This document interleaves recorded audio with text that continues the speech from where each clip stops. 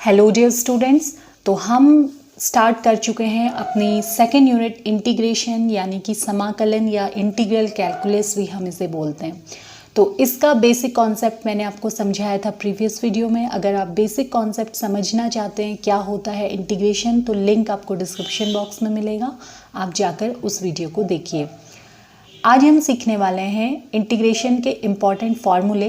Basic फार्मूले हैं ये जो डिफरेंशिएशन से डिराइव होते हैं। मैंने बताया था आपको कि समाकलन अवकलन की विपरीत प्रक्रिया है। Integration is a reverse process of differentiation.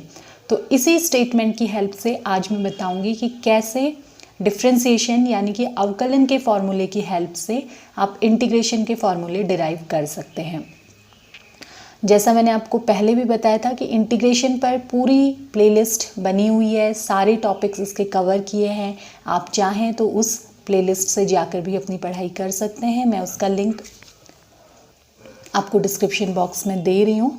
और इस साल भी मैं कुछ इम्प्रूवमेंट्स के साथ न्यू वीडियोस लाऊंगी, लेकिन थोड़ा सा समय की कमी के कारण जो ब्रेक रहता है, अगर आप उस ब्रेक को कवर करना चाहते हैं, रेगुलर बेसिस पर अपनी स्टडी करना चाहते हैं, तो आप उस प्लेलिस्ट से अपनी पढ़ाई इंटीग्रेशन यूनिट की कर सकते हैं।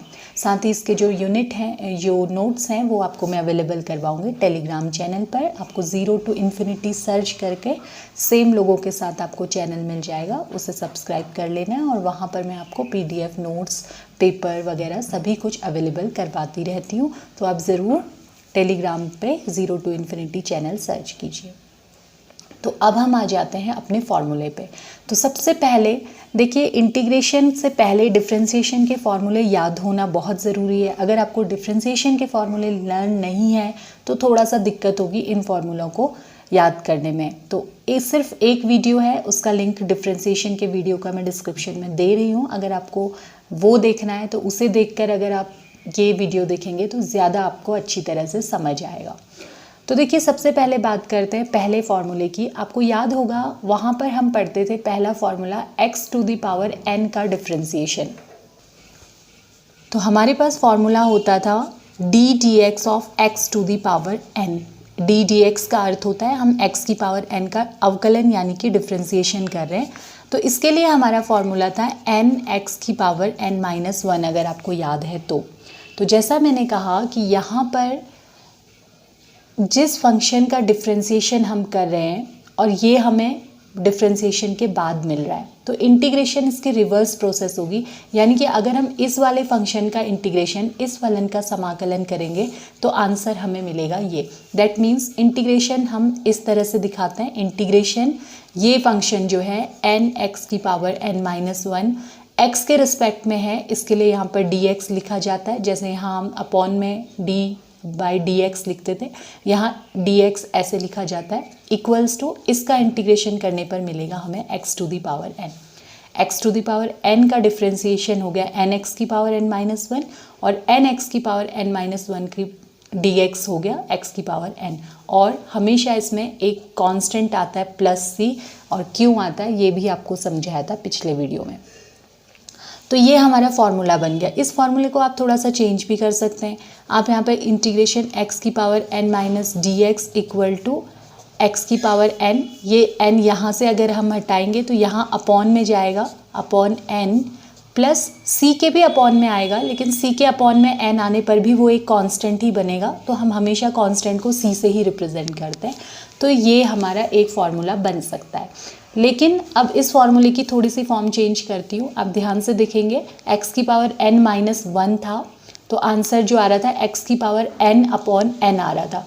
यानी कि अब अगर मैं यहाँ पर n माइनस 1 ना लेकर इंटीग्रेशन x की पावर n निकालना चाहूँ x, तो इसका जो फॉर्मूला होता है वो होता है x की power n plus 1 upon n plus 1 plus c।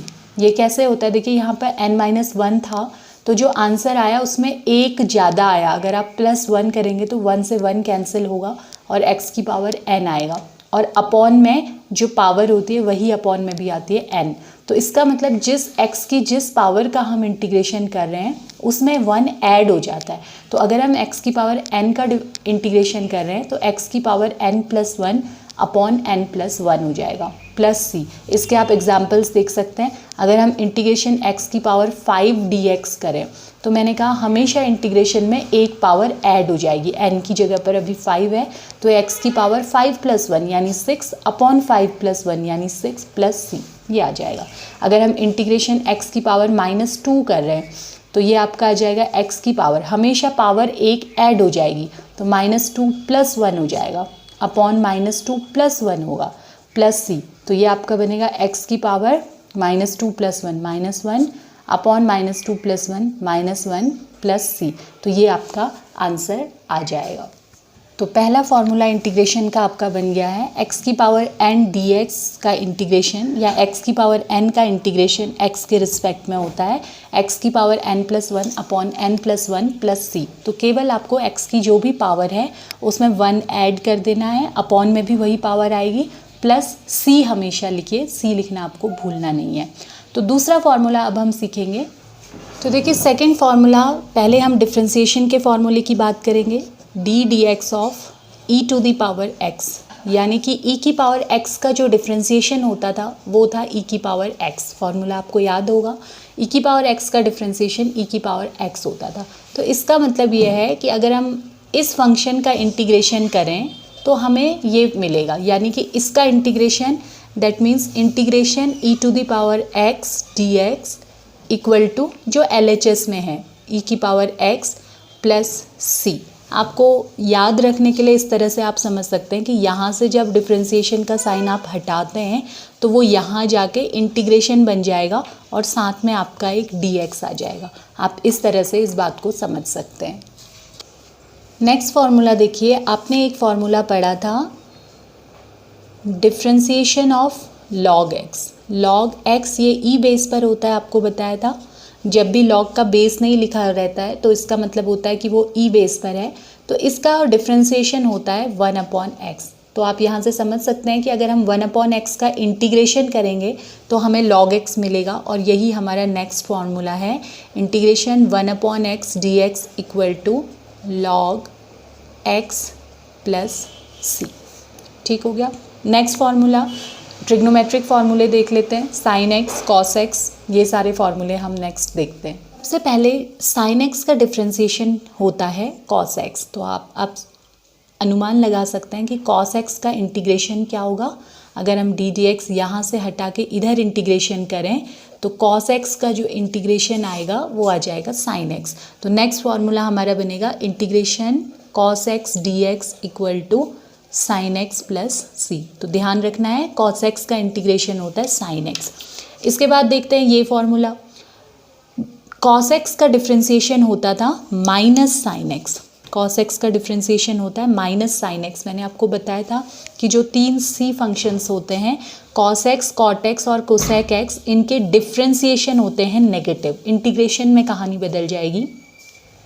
Cos x का डिफ्रेंसिएशन माइनस साइन एक्स था, तो अब मैं अगर साइन एक्स का इंटीग्रेशन करूं, इंटीग्रेशन साइन एक्स करूं, तो ये डी डी एक्स यहाँ से अगर मैं हटा दूं और यहाँ इंटीग्रेशन करूं तो मुझे मिलेगा कॉस एक्स, लेकिन ये एक माइनस साइन जो है वो भी इधर आ जाएगा, यानी कि मुझे मिलेगा माइनस कॉस एक्स। तो integration sine x d x हमारा होगा minus cos x plus c. हमेशा सी लिखना है यहाँ पर, ओके।